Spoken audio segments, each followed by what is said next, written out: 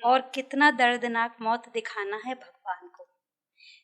जल्लाद तो मौज में है और हम निर्दोष मारे जा रहे हैं, ऐसा कब तक? मैं अपने जीवन के ध्येय को जानना चाहता हूँ। मैं आत्मा यहाँ पे क्यों आया हूँ, कहाँ से आया हूँ, ये पर्पस हर एक आत्मा को जानना चाहिए। और मैं तो यही कहूंगी कि जीवन में केवल इसको ही जानने योग्य बचा है और कुछ भी जानने योग्य है ही नहीं। ये धर्म पिता जितने भी है उनके भी पिता का पिता है, वो परदादा है हमारा, देखा जाए तो है ना। तो वो जो जैसे जैसे लोग ज्ञान सुनेंगे ना, पूरा ब्रह्म ज्ञान लेंगे, तब वो डिफाइन कर पाएंगे कि पूर्ण भगवान कौन है। बहुत सारे ऊपर के लोकों से, ब्रह्मांडों से, महाब्रह्मांडों से, गैलेक्सियों से, इवन दूसरे मल्टीवर्सेस से भी कई पावरफुल आत्माएं धरती पर उतर रही है, क्योंकि उनको पता है कि भगवान इस धरती पर, इस धरा पर आया है और वो परिवर्तन का काम करने आया है। और आपको परम शांति समझ आएगी कि परम शांति वो परम धाम की शक्ति है। जब आप अपने उस मूल प्रकृति स्वरूप को जानकर उसमें स्थिर रहोगे तो आपके ऊपर माया हावी नहीं होगी। अंतिम में तो आपको समर्पण होना पड़ेगा। ये सब आपको क्यों दिए जाते हैं? ये रास्ते, ये मार्ग आपके समर्पण को बढ़ाने के लिए, आपको छूटने के लिए नहीं, आपको उसके और समर्पण और सम्मुख होने के लिए दिए जाते हैं। पर यदि आपका वही ज्ञान, वही शास्त्र आपका अहंकार बन जाता है तो फिर वो मैं नहीं छूटा तो फिर भगवान के पास कैसे जाओगे? कैसे एक आत्मा दूसरी आत्मा की सूक्ष्म ऊर्जा खाती है। बापूजी ने बहुत सारे एपिसोड्स में बताया है। आज इल्यूमिनाटी है, ये भी क्या कर रहे हैं? एक आत्मा को दूसरी आत्मा एक खरीद रही है, वो ले रही है ना, उसको अपना गुलाम बना रही है। अगला प्रश्न है कि कब मिलेगा कर्म का फल सबको?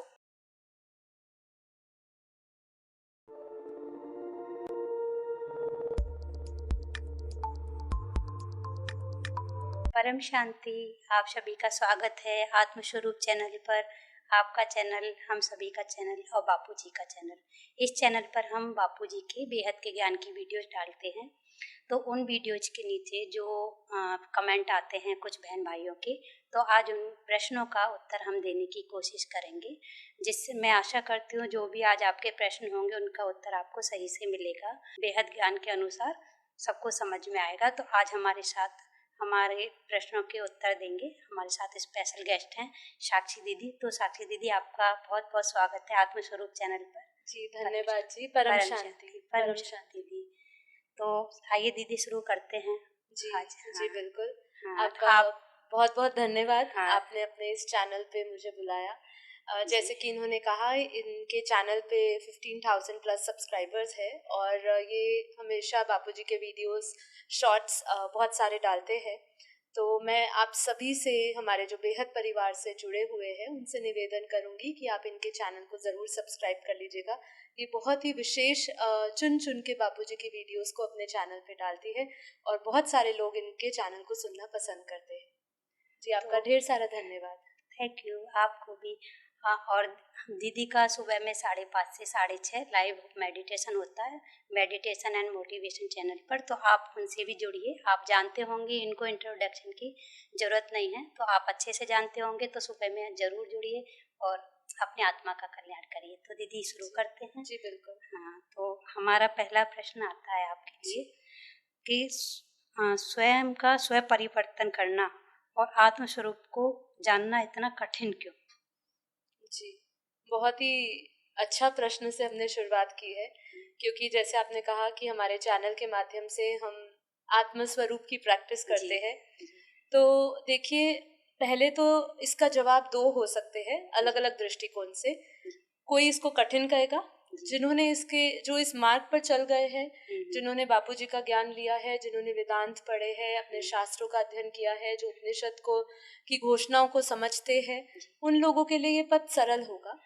लेकिन इसको मैं 2 तरीके से समझाना चाहूंगी। जब तक व्यक्ति के जीवन में ज्ञान का अभाव होता है तब तक उसको हमेशा वो कठिन ही लगेगा। ठीक है। दूसरा ये कि ये कठिन इसलिए भी है क्योंकि लोगों ने इसको अपना ध्येय नहीं बनाया है। देखिए, आप जब अपने जीवन में किसी चीज का ध्येय साध लेते हो कि आपने ये मुझे करना है, संकल्प ले लेते हो, जब उस संकल्प से जुड़ लेते हो, वो जितना मर्जी कठिन काम हो, तो आपको उतना श्रम, उतनी मेहनत और उतना शक्ति परमात्मा हमेशा देता है। लेकिन जब जब आत्म स्वरूप की बात आती है, जब अपने आप को पहचानने की बात आती है, वो उसका अंतिम ध्येय बन जाता है। आज मानव कितने ऐसे लोग होंगे जो अपना ये पर्पस बना के रखे होंगे कि हमें अपने आप को जानना है। तो जब तक वो इस संकल्प से नहीं जुड़ेंगे तब तक उनको ये लक्ष्य तो कठिन ही लगेगा। तो सबसे पहली बात है कि अगर आप उसको कठिन मान रहे हैं तो पहले उसको अपने संकल्प में लाइए कि मैं अपने आप को जानना चाहता हूँ। जी बिल्कुल, मैं अपने जीवन के ध्येय को जानना चाहता हूँ। मैं आत्मा यहाँ पे क्यों आया हूँ, कहाँ से आया हूँ, ये पर्पस हर एक आत्मा को जानना चाहिए। और मैं तो यही कहूंगी कि जीवन में केवल इसको ही जानने योग्य बचा है और कुछ भी जानने योग्य है ही नहीं। पर हम नहीं भी समझ पाते या नहीं पहचान पाते क्योंकि माया के आवरणों में हम फंसे रहते हैं, माया में फंसे रहते हैं, देह भान में फंसे रहते हैं। तो इसीलिए ये हमें कठिन लगता है। अब इसका दूसरा जवाब ये आता है, ये सरल उनके लिए है जो आत्मज्ञान के रास्ते पर चल रहे हैं, जिनको आत्मज्ञान है, जिनको बोध हो चुका है, जो वो समझ चुके हैं कि जगत मिथ्या ब्रह्म ही सत्य है, जो ये चीज को जान चुके हैं, उनके लिए कभी ये कठिन मार्ग नहीं होगा। तो शुरुआत के लिए जिन्होंने ये प्रश्न पूछा, बहुत ही वैल्यूएबल प्रश्न है, उनको यही जवाब देना चाहूंगी कि देखिए, आप सिर्फ पहले अपना एक संकल्प लीजिए, फिर आपको कहीं ना कहीं से प्रेरणा मिलेगी। आज हम डिजिटल युग में जी रहे हैं, आपको डिजिटली ऐसी वीडियोस मिलेगी, आप ऐसे संग में आओगे, ऐसे आपको कोई गुरु मिलेंगे जो आपको अपनी पहचान से आपका परिचय कराएंगे। बिल्कुल, आपने बहुत अच्छे से समझाया। मैं आशा करती हूँ कि सभी व्यूअर्स को, सभी बहन भाइयों को ये पसंद आया होगा और अच्छे से समझ भी आया होगा। तो आगे बढ़ते हैं। तो एक बहन हैं, लिखती हैं कि धर्म की, ये बताइए कि धर्म की गिलानी क्या कभी बंद हुई है इस पृथ्वी पर? अगर यदि नहीं तो भगवान इस धरती पर कभी कभी क्यों आते हैं? ओके जी, देखिए, अब इसमें भी ज्ञान छुपा है। पहले तो हमें धर्म समझना है कि धर्म क्या है। मैं हमारे जो परम गुरु, हमारे परम शिक्षक, जो हमारे बापूजी है, जिन्होंने हमें बेहद का परम ज्ञान दिया है और जिनका प्रचार हम सभी जगह कर रहे हैं कि सभी इस बेहद ज्ञान से जुड़े, उन्होंने हमें धर्म का मतलब एक ही समझाया कि धर्म वही है अपने मूल प्रकृति को जानना। ठीक है। अब यहाँ पे लोग धर्म किससे जोड़ते हैं? हिंदू, मुसलमान, सिख, ईसाई, जाति, नात, इससे अपने आप को जोड़ते हैं। देखिए, जब ये सृष्टि की रचना हुई थी, जब उस परब्रह्म परमात्मा ने अपना एक संकल्प किया, इच्छा करी कि मैं एक से अनेक हूँ, तो उसमें से एक मूल प्रकृति निकली और वही अव्यक्त प्रकृति व्यक्त रूप में आई। और वही प्रकृति, हम जानते हैं कि प्रकृति तीनों गुणों से बनी है। ठीक है। तो उसमें सत्व, रजस, तमस तीनों गुण है। तीनों गुणों से रची हुई वही माया कहलाती है और वही प्रकृति कहलाती है।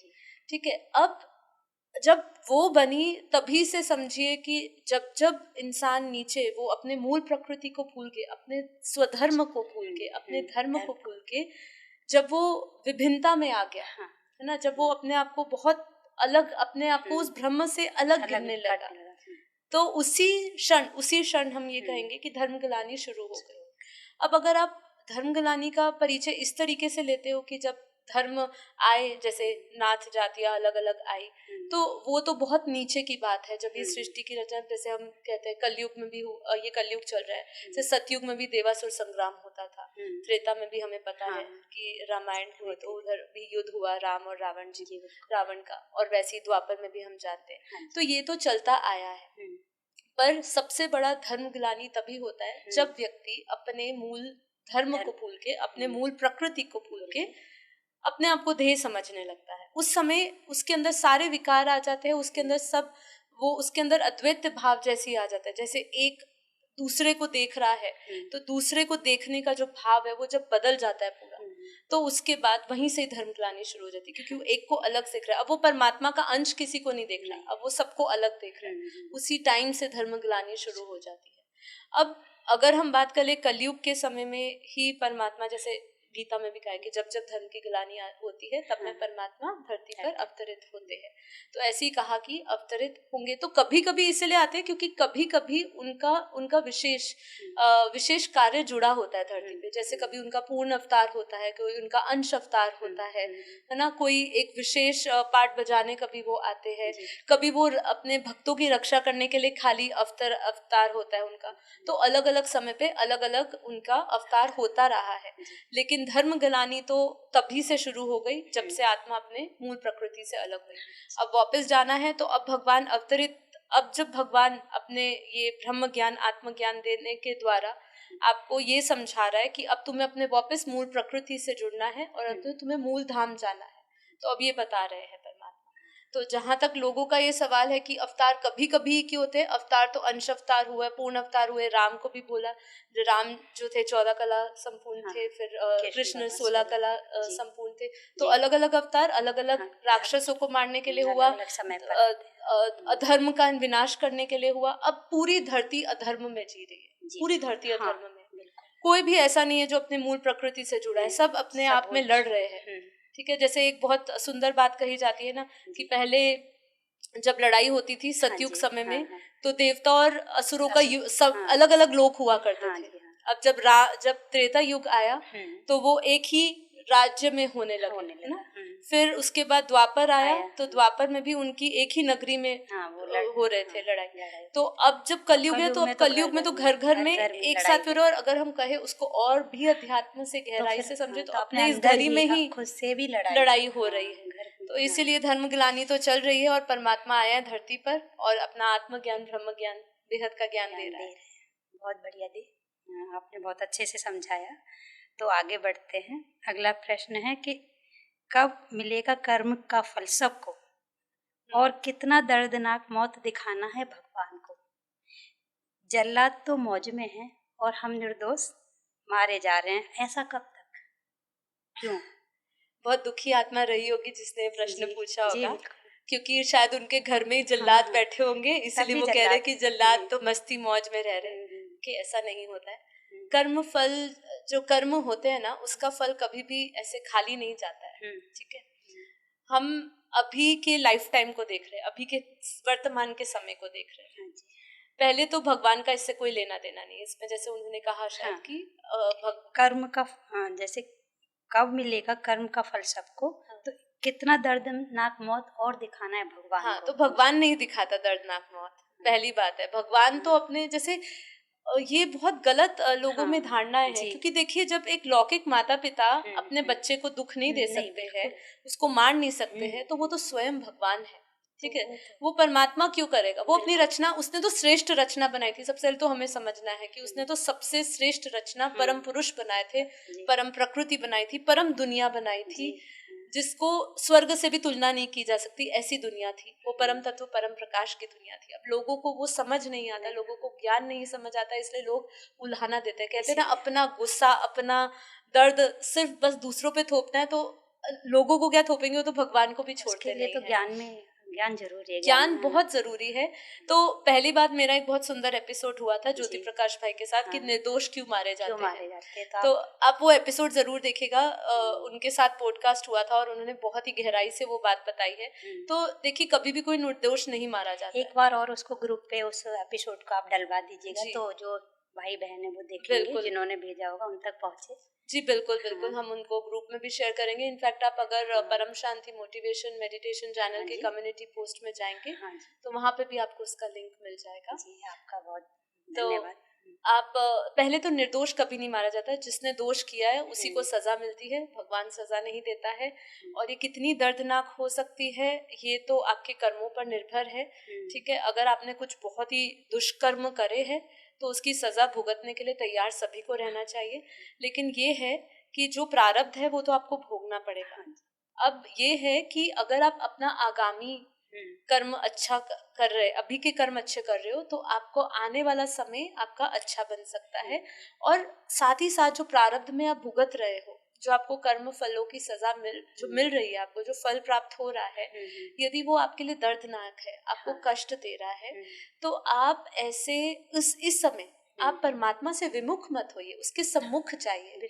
ठीक है, लोग अक्सर मैंने देखा है जब दुख तकलीफ दर्द आता है तो वो परमात्मा से विमुख हो जाते हैं। बिल्कुल बिल्कुल, तो उसको एक हाँ बुरा गाली देना इस तरह शुरू हाँ, कर देते उससे हैं। सम्मुख हो, उस समय हाँ सम्मुख जी। हो, उससे प्रार्थना करो, हाँ, उससे पावर लो, वो तो ज्ञान परम लो उस समय। परम पिता है। हाँ, हाँ, वो परम पिता है, वो कभी भी हाँ, आपके आपके कर्मों में कभी वो हक्षत के नहीं, शेप देता ही नहीं है, वो जी बिल्कुल। कभी इन्वॉल्व ही नहीं होता उसमें। हुँ, उसने आपको फ्री विल दी है, हुँ, इसलिए आप उसका यूज करिए। और जब भी आपके सामने ऐसे दर्दनाक मौके आते हैं, किसी हुँ, भी रूप में आते हैं, हुँ, उस समय आप परमात्मा के सम्मुख होइए, उससे ज्ञान प्राप्त लिए, उससे उसकी रोशनी लीजिए, जी, जिससे कि आपके सारे कर्म, जो भी कर्म है, वो हुँ, आपके विनाश हो।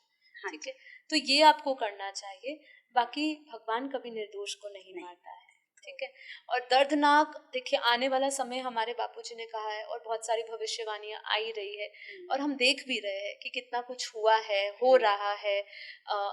प्रकृति अपने तमो प्रधान स्वरूप में है, हाँ, इस समय पूरी तमो प्रधान बिल्कुल, स्वरूप में है। बिल्कुल, क्या हो रहा है उसकी हम चर्चा यहाँ नहीं नहीं करेंगे, कर सकते। लेकिन हुँ, आप ये समझ सकते हैं कि कभी भी किसी के साथ कुछ भी घट सकता है। बिल्कुल, अब ये अंतिम समय का भी अंतिम समय चल रहा है। हुँ, इस समय आपको आत्मज्ञान से जुड़ना बहुत महत्वपूर्ण हो जाता है। जी, जब आप आत्मज्ञान से जुड़ते हो और परम शांति से जुड़ते हो, हुँ, जो हम शायद अपने हाँ, एपिसोड के आगे हम और हाँ, बात करें, हुँ, तो जब आप इनसे जुड़ते हो तो आपके सारे कर्म फल जो आपको प्राप्त हो रहे हैं, हुँ, वो आपको पीड़ा नहीं देते नहीं, हैं, क्योंकि उस समय आप बहुत विवेक बुद्धि से हाँ, हर चीज को जज करने लग जाते हो और स्वीकार करने लग जाते जी, हो। बिल्कुल, इसलिए कभी भी निराश मत होइए, कर्म फल जब बिल्कुल, आए सामने निराश कल मत होइए, और बस परमात्मा के संग रहिए, सम्मुख रहिए। बहुत बढ़िया, बहुत अच्छे से आपने समझाया। और हाँ, तो आगे बढ़ते हैं कि एक लिखते हैं कि भगवान ने मतलब आने के लिए इस भारत को ही क्यों चुना इस कार्य के लिए, और भी जगह को चुन सकते थे। इसका आंसर तो बहुत स्पष्ट है, इसके लिए हाँ, तो ज्यादा कोई मुश्किल जवाब नहीं है कि देखिए हमारी भारत जो है वो देव भूमि रही है, हाँ, ऋषि मुनियों की भूमि रही है, हम्म, यहीं पर राम कृष्ण हम्म, अवतार हुए हैं। जो ठीक है, नहीं यहीं पर ही। मानते जी, वो उनका ये प्रश्न देखिए है। ये भी, हाँ, हाँ, उनके लिए आप उनके क्या लिए हो बोलेंगे। सकता है, हाँ, लेकिन उनको ये समझना पड़ेगा कि इसको कर्म भूमि कहा हाँ, गया। हाँ, मनुस्मृति में, वेदों हम्म, में, हम्म, शास्त्रों में, महाभारत में इसी हम्म, को कर्म भूमि कहा गया है, जी, भारत को ही। और भारत में जो आध्यात्मिक ऊर्जा है वो हम्म, पूरे विश्व में दूसरी कहीं देश में नहीं है। जी, इसलिए भगवान ने केवल भारत को ही चुना, जी, कि इसीलिए सारे अवतार भी भारत में ही हुए, किसी हाँ, और जगह पे नहीं इसीलिए हुए। आगे कल के अवतार भी बोलते हैं। हाँ, हमारे होगा ज्ञान नहीं के होगा, अनुसार हमारे तो ज्ञान के अनुसार तो वो नहीं अलग होगा, अलग अलग बात बात है। है। लेकिन क्लियरली बोला हम्म, है कि हम्म, वो भी भगवान का अवतार जो होता जी, है, कल की अवतार जी, भी होता जी, है, जी, उसकी भी जो भविष्यवाणी बिल्कुल, है वो तो भी वो भारत भारत में से ही है। है। जी, बिल्कुल, बिल्कुल, बहुत बढ़िया। तो आगे बढ़ते हैं। लिख रहे हैं कि अजय अमर अविनाशी परमात्मा सारे सृष्टि के रतन कौन है? जीवात्मा को पूर्ण मुक्ति कौन से भगवान दे सकते हैं? अच्छा, पूर्ण भगवान पूर्ण कौन है? पूर्ण भगवान, परमात्मा कौन देखिए इसकी भी परिभाषा हर एक आत्मा की अलग अलग। है? जी, क्यों, मैं आपको समझाती हूँ कि हर एक आत्मा की यात्रा अलग है। जी, हर एक आत्मा के जो हमारे ज्ञान से नहीं जुड़े उनको शायद ये बात थोड़ी अलग लग सकती है, कि हर एक आत्मा के देखिए आराध्य अलग है, हाँ जी, भगवान अलग है। बिल्कुल, अगर मैं कहूंगी कि उदाहरण के तौर पे कि कृष्ण पूर्ण भगवान का अवतार है, हाँ, तो जो शिवपंथी लोग हैं वो नहीं मानेंगे। हाँ जी, अब मैं बोलूंगी शिव इस ब्रह्मांड का क्रिएटर है, हुँ, तो वही पूर्ण भगवान है, वही पूर्ण ब्रह्म है, हाँ उसी का जी, निराकार रूप जिसको शिव कहा, तो वही पूर्ण ब्रह्म है। हाँ जी, तो वही परमात्मा है, उसी से ही आपको अपने पूरा जीवन का आपका कल्याण उसी से होगा। हाँ, पर वो विष्णुपंथी लोग नहीं मानेंगे, नहीं है ना? मानेंगे। तो बात यह है कि पूर्ण मुक्ति देने वाला या पूर्ण आपके जो आधार है, वो हर एक आत्मा के इष्ट अलग अलग है। कोई कोई तो शिव में या विष्णु में भी नहीं, किसी किसी का तो अपनी कुल देवियों तक ही किसी का जी, सीमित है जी, ना?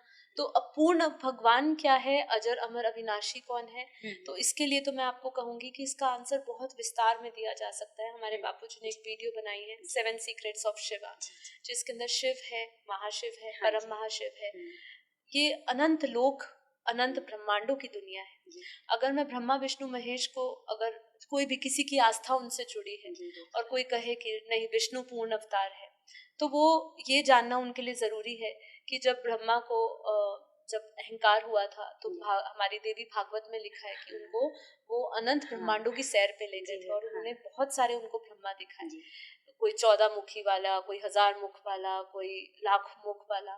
तो उनका अहंकार तोड़ा कि तू तो एक ही ब्रह्मांड का मालिक है, ऐसे अनंता अनंत ब्रह्मांड है, अनंता अनंत ब्रह्मांडों के ब्रह्मा विष्णु महेश भी अलग अलग है। तो अगर आप अपने आराध्य को जुड़ रहे हो, समझ रहे हो, तो पहले ये समझना चाहिए आपको कि पूरा ब्रह्म ज्ञान लीजिए, सृष्टि की क्रिएशन कैसे हुई, तब जाके आप पूर्ण परमात्मा से जुड़ पाएंगे, या जो पूर्ण ब्रह्म स्वरूप जहाँ से अद्वैत शुरू हुआ भाग है ना, वो वहां से जिसको पूर्ण निराकार पर ब्रह्म करवाया, वो पिता, ये धर्म पिता जितने भी है उनके भी पिता का पिता है, वो परदादा है हमारा, देखा जाए तो है ना। तो वो जो जैसे जैसे लोग ज्ञान सुनेंगे ना, पूरा ब्रह्म ज्ञान लेंगे, तब वो डिफाइन कर पाएंगे कि पूर्ण भगवान कौन है। मैं अगर अपनी धारणा बोलूंगी और मैं अगर बोलूंगी कि मैं बापूजी, हम बापूजी से ज्ञान लिखते हैं, हमारे लिए वही परम गुरु है, वही ऑलमाइटी है हमारे लिए, वो लोगों की भावना और उनके और प्रश्न आ जाएंगे कि आपने ऐसा कैसे कह दिया। तो देखिए, जो आपको ब्रह्म ज्ञान दे रहा है, जहां से आप निकले हो, आप उसी मूल से जुड़ोगे। इसलिए हमारे बापूजी भी क्या कहते हैं, जो जहां से आई आत्मा वो वहीं से जाएगी। ठीक है, कोई आत्मा कह रही है कि मैं इस गैलेक्सी से आया हूँ, तो वो उस गैलेक्सी तक ही सीमित हो जाएगी ना। तो वो गैलेक्सी का जो मालिक है, उसी को ही वो उसका भगवान है। वो अब जैसे ब्रह्मा कुमारी संस्था है, ब्रह्मा कुमारी संस्थाओं के लिए शिव भगवान है। ठीक है, वो अब हम समझे ये ब्रह्मांड का मालिक तो शिव है, इससे ऊपर तो महाशिव भी है, परम महाशिव भी है।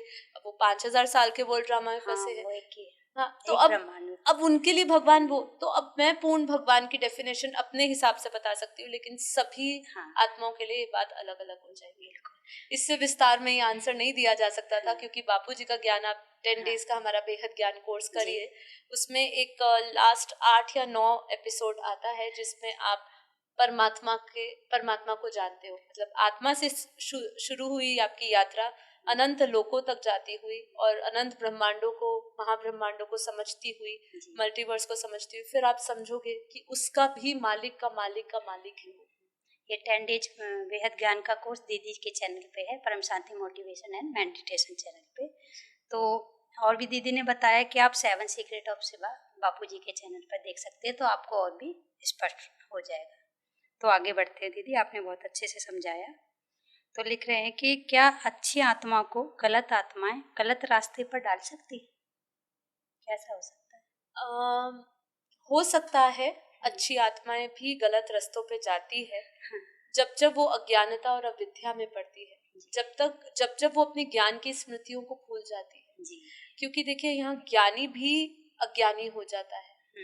यहाँ अच्छी आत्मा कौन? अच्छी आत्मा से मतलब क्या? जो अच्छे कर्म करती, खाली वो नहीं। अच्छे कर्म बुरे कर्म तो ठीक है, ये तो सभी को ज्ञान है आज। अच्छा कर्म करना, पुण्य काम करना, पुण्य लोगों के साथ करना, पर संग का रंग अवश्य लगता है ना। संग का रंग तभी नहीं लगता है जब आत्मा अपने पूर्ण ज्ञान स्वरूप में होती है, मतलब वो स्मृति में होती है कि, या वो अवेयरनेस में होती है। हर एक कर्म अपनी फ्री विल से करती है, दूसरों की फ्री विल थोपी नहीं जाती। आज आप देखेंगे जितने भी लोग, मैक्सिमम लोग, जो भी धारणाएं लोगों ने रखी है, चाहे वो अध्यात्म जीवन में हो, चाहे उनके संसार लौकिक जीवन में, जो भी वो कर रहे हैं वो देखा देखी कर रहे हैं, है ना। किसी ने कुछ कहा तो उसने कहा ये बहुत अच्छा है, तो वो उसी में चलता है। तो मतलब आपके ऊपर अपनी विल यूज नहीं कर पा रहे, आप दूसरों की विल आपके ऊपर थोपी जा रही है। तो इसी तरीके से इस केस में भी ऐसा ही है कि आप अपने आप को, जब तक आप मतलब अगर किसी की संगत में ऐसे आते हो, बुरी संगत में, तो उसका ऑरा, उसकी नेगेटिविटी, उसके वाइब्रेशंस आपको हानि पहुंचा सकते हैं। आप उसके संग में लग सकते हो अगर आपकी आत्मा में शक्ति नहीं है। बहुत बढ़िया, बहुत अच्छे से आपने बताया। तो अब आगे बढ़ते हैं। आगे लिख रहे हैं कि धरती पर इतनी नई आत्माएं क्यों आ रही हैं? इसी धरती पर क्यों? मतलब अपने ब्रह्मांडों में, क्या उन अपने ब्रह्मांड में आ रही हैं? क्या उन दूसरे ब्रह्मांडों में भी कलयुग चल रहा होगा? तो क्या वो भगवान को ढूंढने यहाँ आए? बिल्कुल सही। अपने सवाल में ही उन्होंने उत्तर दे दिया है कि जैसे कहा, हमारे बापूजी के ज्ञान के अनुसार वो दिव्य दृष्टि से दिव्य दुनिया देखते हैं, दिव्य ज्ञान दिया हुआ है उन्होंने, और उन्होंने बताया है कि ये जो समय है धरती पे, ऐसा जैसे कलयुग की भी बात होती है, तो ये विशेष कलयुग बापू जी ने बताया कि पहले ऐसा कोई भी कलयुग नहीं हुआ है जहाँ पे इतनी 850 करोड़ पब्लिक से भी ज्यादा पॉपुलेशन जी, हो। जी। लगभग 250 करोड़ पब्लिक से ज्यादा किसी भी पहले नहीं कलयुग थे, में हाँ, नहीं नहीं गई है। होती थी। तो ये विशेष कलयुग है और हाँ। बहुत सारे ऊपर के लोगों से, ब्रह्मांडों से, महाब्रह्मांडों से, गैलेक्सियों से, जी, इवन दूसरे मल्टीवर्सेस से भी कई कई पावरफुल आत्माएं धरती पर उतर रही है, क्योंकि उनको पता है कि भगवान इस धरती पर, इस धरा पर आया है और वो परिवर्तन का काम करने आया है। वो पूरे मल्टीवर्स को बदलने का ज्ञान जानते, मतलब उनके पास ये वाइब्रेशंस पहुंच जाती है।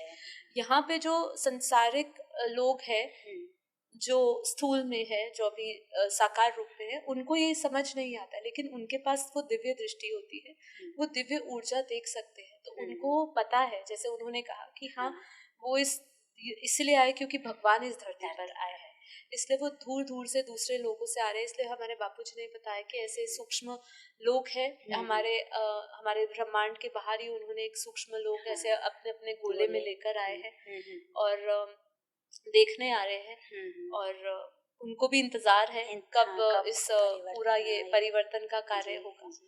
तो जी बिल्कुल आए हुए हैं लोग, जो माने वो मान ले, जो नहीं माने उनको समझ नहीं आएगा, जो जागृत हैं वो मानेंगे। हाँ, क्योंकि बहुत सारे लोग हैं, अब बातें कर रहे हैं और इसमें कुछ गलत भी नहीं है, क्योंकि पूरा मल्टीवर्स हमारा जीवंत है। बिल्कुल हर जगह दुनिया है, हर जगह दुनिया है। तो वो भी ऊपर बैठे बैठे कुछ तो करेंगे, उनको भी आभास होता है, उनको भी पता चलता है कि उनके दूसरे पैरेलल यूनिवर्सेस में क्या हो रहा है, दूसरे ब्रह्मांडों में क्या हो रहा है, तो फिर वो वाइब्रेशंस कैच करके आते हैं। बिल्कुल बिल्कुल, बहुत अच्छे से आपने बताया। तो आगे बढ़ते हैं कि माया का जन्म कैसे हुआ, कि माया आत्मा और परमात्मा से भी शक्तिशाली है। माया क्यों इतनी हावी हो गई आत्मा पर? माया को पावर कौन देता है ऐसा?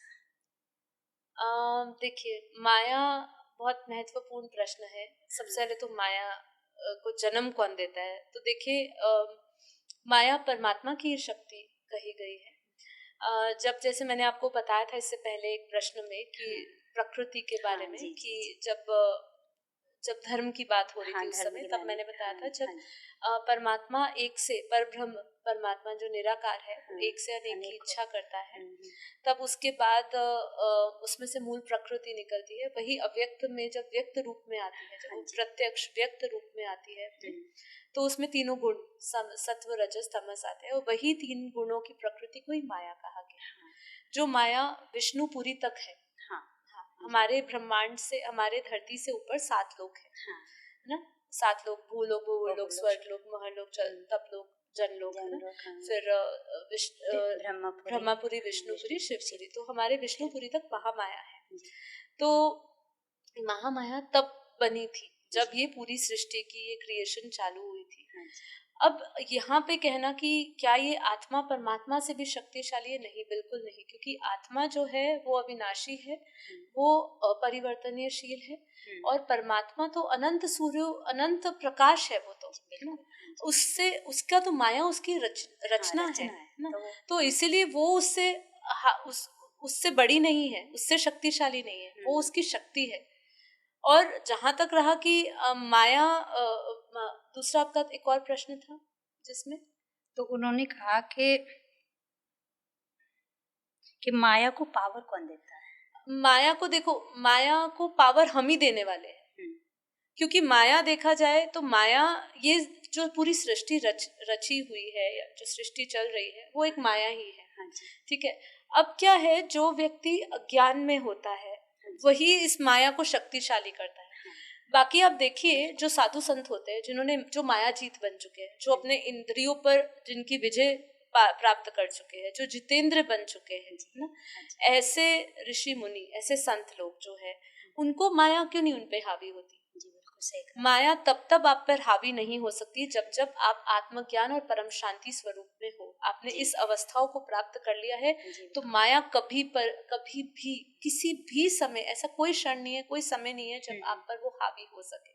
वो हावी तभी होती है जब आप अपने अज्ञान स्वरूप में होते हो, आप जब अपने मोह माया और ममता में फंसे होते हो, जब आप देह वाहन में होते हो, तभी माया है। क्योंकि माया तभी आई जब अपने मूल प्रकृति से छोड़ के आपने आकार लेना शुरू किया, आकार में इच्छाएं आई। क्योंकि ये जो भी क्रिएशन हुई, मतलब हमारे बापूजी ने निराकारी, आकारी, साकारी, ये 3 दुनिया बताई है। ये आत्मा की 3 अवस्था है, निराकारी, आकारी और साकारी। जब आत्मा अपने निराकार स्वरूप को छोड़ के आकारी स्वरूप में आई और जब वो उसके अंदर तत्व बनने शुरू करे, मतलब जब वो निराकार परम प्रकाश में थी, परम प्रकाश से जब उसमें परम तत्व की दुनिया में थी, जब वो परम तत्व में थी, फिर धीरे धीरे जब उसके अंदर संकल्पों का, क्योंकि संकल्प ही हमारा ये आज का जो स्वरूप हम देख रहे हैं, जो आज हम अपना स्थूल साकार रूप देख रहे हैं, जड़ तत्व देख रहे हैं, ये हमारे संकल्पों की ही देन है। तो हमने जब संकल्प कर करके आज हमारी आत्मा अपनी चेतना की अवस्था इतनी गिर चुकी है कि वो हमेशा माया में ही रहती है। जब आप अपनी चेतना की उस उच्चतम अवस्था में पहुंच जाओगे तब माया आप पे कभी हावी नहीं होगी। तो अभी लक्ष्य यही है कि आत्मज्ञान और परम शांति, ये 2 चीजें जब इसका संयोग होगा आपके जीवन में ना, आत्मज्ञान से ब्रह्म ज्ञान की ओर जाएंगे और आपको परम शांति समझ आएगी कि परम शांति वो परम धाम की शक्ति है। जब आप अपने उस मूल प्रकृति स्वरूप को जानकर उसमें स्थिर रहोगे तो आपके ऊपर माया हावी नहीं होगी। तब आपके अंदर हमेशा परम आनंद की स्थिति में आप रहेंगे ना। तो माया तो रचने वाला वो शक्ति, ये पहली बात तो कंफर्म्ड है कि भाई वो आत्मा और परमात्मा से शक्तिशाली नहीं है। आत्मा में अनंत सूर्य का प्रकाश है, बिल्कुल ठीक है। और माया तो परिवर्तनशील है, वो तो परिवर्तनशील है, बाकी तो अपरिवर्तनीय है। बहुत अच्छे से बताया। तो आगे बढ़ते हैं दी। तो लिख रहे हैं कि जब आत्मा में नेगेटिविटी आ रही थी, मतलब नकारात्मकता आ रही थी, तब भी परमात्मा को रोकना चाहिए था। ये सब आगे बताते हैं जी। जब अब सब आउट ऑफ कंट्रोल हो गया तो अभी क्यों ये सब परिवर्तन का कार्य शुरू हुआ? देखिए, भगवान, एक तो अति होती है ना तभी उसका अंत होता है, पहली बात। और भगवान ने नकारात्मकता हो रही थी, देखिए इसका ना इसको समझना है। जैसे एक बच्चा होता है ना, एक बच्चे को आप नया खिलौना देते हो, तो वो खिलौना आप देते हो तो वो खिलौने के साथ उसकी इतनी ममता, अटैचमेंट हो जाती है कि वो खिलौना जैसे ही उसको मिलता है उसके सारे खिलौने वो साइड में रख देता है। ऐसे ही कुछ हमारे साथ भी हुआ। जब हम धरती पर आए, जब वही परम पुरुष, परम प्रकृतियां, वही देवी देवता जब धरती पर उतरे तो उस समय धरा उनको बहुत अच्छी लगी। उनके लिए दुनिया नई थी, अनोखी थी, अद्भुत थी, सुंदर थी। और पहले की दुनिया वास्तव में अच्छी थी ना। पहले की दुनिया में ऐसे कोई कले कलेश नहीं था। वो परम तत्वों की सुंदर थी, संकल्पों की दुनिया थी। वहाँ पे सत्युग का वर्णन तो हमारे शास्त्रों में भी है। बापूजी ने भी कई सूक्ष्म दुनिया का, उन्होंने सत्युग का नहीं केवल कई सूक्ष्म दुनिया का, ऊपर का तपलोक का, महलोक का। बापूजी के ज्ञान को समझने के लिए उनके चैनल पे जाना ही पड़ेगा। जी, आपको जाना ही पड़ेगा। आप हमारे मेन चैनल पे जाइए, बापूजी दशरथ भाई पटेल चैनल पे जाइए। 70 लाख लोग फॉलो करते हैं बापूजी के मेन चैनल पे। और आपको वहाँ पे हर एक लोक का एक ऐसा वर्णन मिलेगा ना कि अगर आप उस को ध्यान से सुनेंगे ना तो आप अपने आप को उस लोक में पहुंचे हुए पाएंगे। तो वो इतनी सुंदर थी कि वो दुनिया में हम रम गए।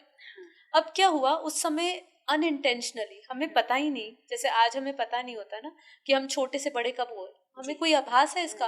अभी हमें लगता है ये तो थोड़ा पहले का गुजरा हुआ पल ही है कि हम पहले यहाँ करते थे, ये करते थे। आज उस समय को 10 साल बीत गए, उस समय को 20 साल बीत गए, हमें जैसे पता नहीं चलता। ऐसे ही वो समय भी ऐसा था जब हम इतना रमे हुए थे कि हम ही भूल गए कि हम कैसे अपने तत्वों में भारी होते गए, संकल्पों में भारी होते गए, इच्छाएं बढ़ती गई। और वो कब इच्छाएं, कामनाएं विकारों का रूप ले लिया उन्होंने, कि वासनाओं का रूप ले लिया, वो हमें ही नहीं पता चला।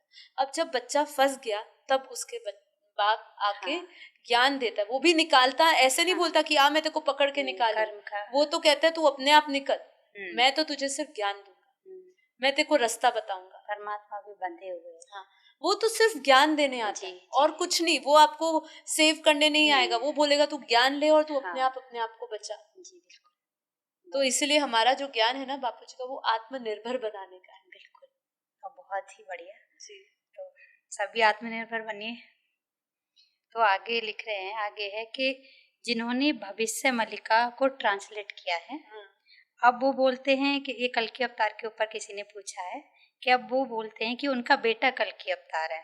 आपको क्या लगता है, भविष्य मल्लिका क्या सच है या झूठ आपके अनुसार? देखिए, मैं जैसे आपने कहा अपने अनुसार ही जवाब देना है, जी, तो इसमें उन्होंने कहा है कि उनके बेटे ही कल की अवतार हाँ बनेंगे। जी। इस पे तो मैं ज्यादा टिप्पणी देना जी, नहीं जी। देना चाहूंगी, योग्य नहीं होगा ज्यादा इस पे हाँ जी, क्योंकि जवाब बहुत देना। प्रश्न आता है। हाँ, पर वो ठीक है, सबकी अपनी आजकल अपनी भविष्य धारणाएं हैं, मल्लिका का चल रहा है। बहुत चल रहा है और सबसे ज्यादा पॉडकास्ट भी उस पे ही चलते जी, हैं। इसीलिए आप मैंने भविष्य सोचा मल्लिका आपसे के बारे में पूछे कि उसमें ये लिखा हाँ है, जी। ये होने वाला है, तो सबसे ज्यादा उसके जी। नंबर्स व्यूज आएंगे। जी। पर हमें बापूजी ने देखिए समझाया, जो भी भविष्यवाणी की जाती है जी। वो एक किसी काल में की गई, ठीक हम्म, है। मैं ये नहीं कहती कि जिस काल में की गई होगी और जिस समय उनको जो दिखाया होगा वो गलत है। हाँ जी। हो सकता है जो जिस काल में दिखाई गई हो, अभी मैं भविष्य मल्लिका की बात कर रही हूँ, हाँ जी। उनका वो कल की अवतार है या नहीं उनके जी। बेटे, वो मैं उसके नहीं। ऊपर टिप्पणी नहीं देना चाहूंगी। जी बिल्कुल। तो भविष्य मल्लिका में जो भी लिखा है हम्म, उसमें से कुछ बातें सत्य भी हो सकती है, कुछ बातें सत्य नहीं भी हो सकती है। क्योंकि एक चीज हमें समझना है, बहुत महत्वपूर्ण बात है जो बापूजी ने हमें समझाई है, कि समय परिवर्तनशील है। हाँ जी। सब कुछ बदलता रहता है, बिल्कुल। आपको अपने अगले पल का नहीं पता। जिस काल में लिखी थी उस समय चेतना का स्तर क्या रहा होगा, लिखने वाले का, देखने वाले का, कौन सी दृष्टि उसको प्राप्त हुई होगी, कितना ज्ञान प्राप्त हुआ होगा, ये हम नहीं कह सकते। अब जो समय आया है, जो अभी कालांतर चल रहा है, जो अभी जो युग चल रहा है, इस समय में जब स्वयं भगवान अगर आता है और वो निर्णय लेता है कि मुझे अब परिवर्तन करना है, या चेतना का स्तर, जैसे हमारे बापूजी ने बताया कि अगर सभी मानव जाति की चेतनाओं का स्तर बढ़ जाता है, उच्चतम अवस्था को वो प्राप्त होते हैं, आत्मस्वरूप उनका ज्ञान उनको मिलता है, बोध होता है और वो उसमें उतरते हैं, और यदि परम शांति के वाइब्रेशंस को फैलाया जाता है तो परिवर्तन संभव है, विनाश को रोका जा सकता है। ठीक है, अब ये बापूजी ने भविष्यवाणी करी। अब भविष्यवाणी तो हमें, मतलब भविष्यवाणी क्या, उन्होंने तो बताया है कि यह पॉसिबल है, आप कर सकते हो। लेकिन अगर आत्माओं का, जो मानव जाति है, उनका चेतना का स्तर नहीं बढ़ा तो विनाश पक्का ही पक्का है, और वो हम देख भी रहे हैं, हो रहा है। तो भविष्य मल्लिका में जो लिखा है वो मैं ये नहीं कहती कि वो सत्य या झूठ है, वो दोनों से परे है, क्योंकि समय में चेतनाओं का स्तर कितना बढ़ता है लोगों की, उसके ऊपर निर्भर है। अगर वो अभी भी जुड़ जाते हैं, आत्मज्ञान ब्रह्म ज्ञान लेते हैं और वो परमात्मा की ओर मुड़ते हैं और वो परम शांति वाइब्रेशन से जुड़ते हैं, आप सोचिए कलेक्टिव कॉन्शियसनेस से जैसे आज धरती गिरी है, वैसे अगर कलेक्टिव कॉन्शियसनेस हायर स्टेज पे चली जाएगी, ठीक है, अपने सभी ये लक्ष्य ले लेते हैं कि मैं उस हाईएस्ट से जुड़ना है, मुझे उस हाईएस्ट को जानना है और अपने उस हाईएस्ट पर पहुंचना है, तो फिर कलेक्टिवली जो प्रकृति तमो प्रदान हो चुकी है, उस प्रकृति में पॉजिटिव वाइब्रेशंस जाएंगे, वही पॉजिटिव वाइब्रेशंस परिवर्तन का स्वरूप ले सकते हैं, है ना। तो इसीलिए भविष्य मल्लिका झूठ सही की बात नहीं है। बात यही है कि जितनी आत्माएं जागृत होगी, जितनी चेतनाओं का स्तर बढ़ेगा, उतना ही आप अपना भविष्य को सिक्योर कर सकते हैं। बहुत बढ़िया, बहुत अच्छे से आपने बताया। तो आगे बढ़ते हैं। तो देख रहे हैं कि कल की अवतार को तो बापूजी श्रीमद् भागवत गीता में वर्णन है कल की अवतार का जी। और उसी में कृष्ण अवतार का भी वर्णन है। बापूजी उनको तो मानते हैं जी। अगर आप कृष्ण अवतार को मानते हैं तो कल की अवतार को क्यों नहीं मानते हैं कि वो होगा? देखिए, बापूजी ने कल की अवतार को माना या ना माने की बात नहीं करी। बापूजी ने कहा कि कल की अवतार होता है, लेकिन इस समय, अब जो समय चल रहा है, इस समय नहीं होगा, क्योंकि हमारा जो पूरा मल्टीवर्स है या जो हमारा पूरा ब्रह्मांड है, उसकी चेतना इतनी गिर चुकी है, इतना, उसका क्रिएटर भी इतना गिर चुका है कि अगर आप मान लीजिए कि अगर इसको बचाया भी जाए धर्म के हिसाब से, इसका अधर्म को विनाश करके बचाया भी जाए, तो वापस अगर सतयुगी बनाया भी दिया जाए, तो सतयुग के बाद वापस कभी ना कभी तो चेतनाओं का स्तर वापस गिरेगा, फिर सतयुग के बाद त्रेता फिर द्वापर वही- कलयुग, ये चक्र वही चलता रहेगा, जी, है बिल्कुल ना। बिल्कुल। तो बापूजी ये बता रहे हैं हम्म, कि उन्होंने ये नहीं कहा कि वो नहीं होगा, अब उससे भी ऊंचा पाठ जी, बचने वाला है बिल्कुल। जिसमें पूरा मल्टीवर्स को बदला जाएगा। हाँ जी क्योंकि अब आवश्यकता है कि अब ये जन्म मरण के चक्र को रोक दिया जाए। जी अब वापस क्योंकि अब हमारी धरती पे इतनी शक्ति नहीं रही जी कि वो अब इस चेतना के स्तर को सहन कर सके। जी जैसे हम इसलिए बाहर के लोग, कई लोग कह रहे हैं कि हमारी जो धरती है वो एक हाँ, 3D to 5D शिफ्ट में हाँ, होने वाली है। हाँ, और भी ऊपर तक जाते हैं हमारे बापूजी ने तो बहुत ऊंचा ज्ञान दिया, बापूजी। पर मैं लोगों के लेवल तक बात करना चाहती हूँ, उनको समझ आए हाँ जी कि अभी जो है केवल युग परिवर्तन से कुछ नहीं होगा, जी जी अब पूरा मल्टीवर्स परिवर्तन करना पड़ेगा। जो आत्माएं फंसी है हाँ जी ना, वो सभी आत्माओं को अपने मूल प्रकृति, मूल धाम से जोड़ना पड़ेगा। नहीं तो, क्योंकि एक बार आत्मा परम धाम पहुंच गई, हाँ एक बार आत्मा अपने निराकार, निर्विकार, निर्गुण, निर्दोष स्वरूप में पहुंच गई, वो हाँ उस ब्रह्म स्वरूप में पहुंच गई, और जब उसका वहां पे भी पूरा जैसे सर्जन हुए वैसे वो विसर्जित हो जाएगी, वहां पे उसका कोई अस्तित्व नहीं रहेगा, तो फिर वापस वो इस धरा पे आके, इस युग में भी आके, सत्युग, त्रेता, द्वापर, कलयुग में घूम घूम के करेगी भी क्या। बिल्कुल। और आज जो 5000 साल पहले ड्रामा हुआ ये अपना द्वापर युग में, अब आप सोचिए कि अगर द्वापर वापस आता है कि क्या उसी चेतना के स्तर रहेगा। मतलब प्रैक्टिकली लोगों को समझना चाहिए कि ये लगातार गिरता जा रहा है, सब गिरता जा रहा है। पहली जैसी दुनिया कभी भी सेम नहीं बनी है। जितने युग बीत चुके हैं उसके हिसाब से अब जो नए युग भी आएंगे पावर वो तो भी लॉस हो रही है ना? पावर, हाँ बिल्कुल सही कहा आपने, पावर लॉस होती जा रही है, आत्माओं से शक्ति निकलती जा रही है, और कभी भी वो अपने उस पूर्ण रूप में नहीं पहुंचेगा अगर उसको ये ज्ञान नहीं मिला और वो मल्टीवर्स परिवर्तन की ओर नहीं गया। तो बापूजी का यहाँ पे कोई ऐसा मत नहीं है कहना कि उनका कोई विशेष रूप से कहना है कि कल की अवतार होता ही नहीं, कल की अवतार होता है, बट अभी जो समय है वो समय नहीं है। आप सबको समझ आ गया होगा कि कल के अवतार क्यों नहीं होना है। तो आगे बढ़ते हैं दी। तो अगला प्रश्न है कि हम एक आत्मा है, शायद दुखी है, कि हमें तो सॉल्यूशन चाहिए कि हम कैसे बचे। देखिए बापूजी की वीडियो भारत बचेगा कैसे, पार्ट 1, पार्ट 2, पार्ट 3, फिर पार्ट 4 में परम शांति के वाइब्रेशंस के ऊपर है।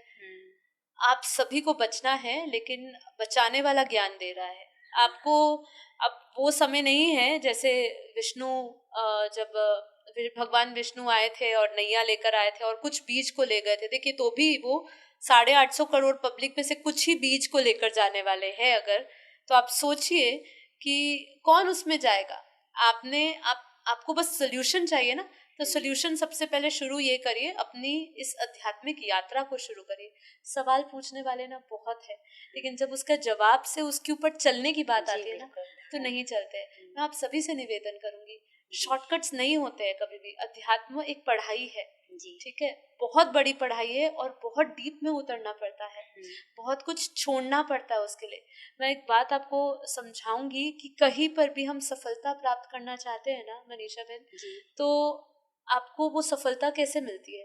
पहले तो आप अपना वो पर्पस सेट करते हो। अब आप ये सोचिए कि उस पर्पस में आप उसमें कितना कुछ छोड़ सकते हो उसको पाने के लिए। आपको अपने उस लक्ष्य से कितना प्रेम है। अब जब ये दो चीजें आप निर्धारित कर लोगे ना, तो ही जाके आप इसका सोल्यूशन पाओगे। जो आपने पूछा ना कि हम कैसे बचे, हमें तो कैसे बचे, तो ऐसा नहीं आपने पाप करे, आपने कभी आत्मज्ञान नहीं लिया, कभी आपने अपने बारे में नहीं सोचा, बस अपने देह भान में फंसे रहे, देह बुद्धि में रहे, संसार में रहे, माया में रहे, खाया पिया मौज किया, तो भगवान कैसे बचाएगा। आपको कम से कम उसके पात्र तो बनना पड़ेगा।